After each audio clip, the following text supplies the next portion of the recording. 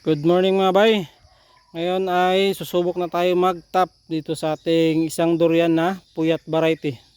Dahil nasa 4 months na ata mahigit simula nung tinanim ko mga bay. At saka itong mga rootstock. Kaya itong isa medyo malaki na, pero yung isa maliit pa mga bay. Kaya ito lang muna yung itatap natin, itong isa. Yan, gaganyan natin mga bay. Medyo malayo lang ata yung pagkalagay ko. Hindi katulad dun sa huli kong tinanim yung blackthorn na medyo malapit konti mga bay. Ito medyo napalayo konti. Pero susubukan pa rin natin kung magiging success to mga bay yung gagawin nating pagtap dito. Start na tayo mga bay. At talian ko lang muna dito sa baba para may suporta mga bay. Yan.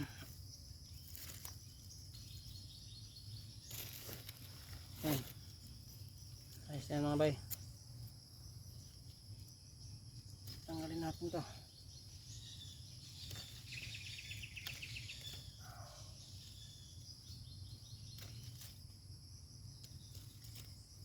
Yan. Tapos yan, dito siguro tayo magtatap mga bay. Dito banda oh. Ganyan mga bay. Tayo mag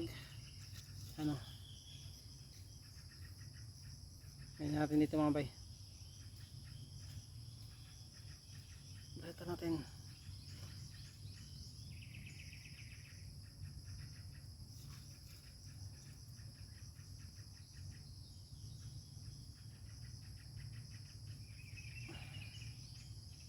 Yan.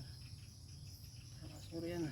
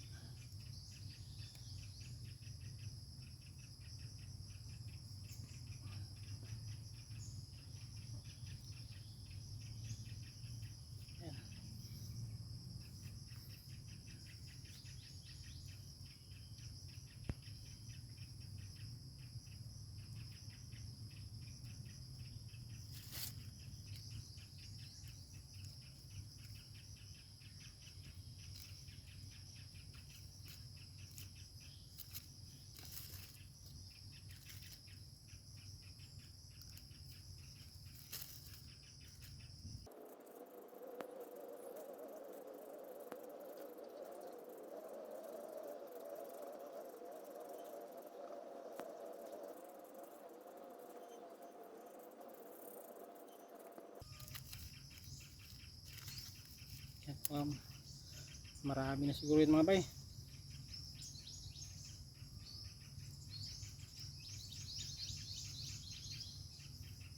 Yan. Tapos tublihan natin dito mga bay para sure, kasi baka bumigay itong dito, mayroon pang isa.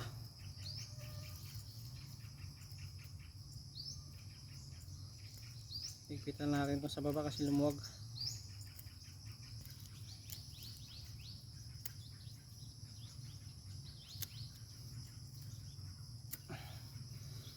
Yan mga bay, natapos na tayo. At ganito lang no. Yan. Siguro hindi naman ito matanggal mga bay. Yan, dalawa naman yung ano natin dito, yung tali, para baka biglang umangat mga bay, mayroon pa dito. At update na lang siguro tayo mga bay. Siguro mga 2 months pa talaga ito. Kailangan padikitin talaga natin mabuti bago tanggalin. Mga 2 or 3 months ganoon siguro mga bay. Update na lang tayo. At yun lang, maraming salamat mga bay.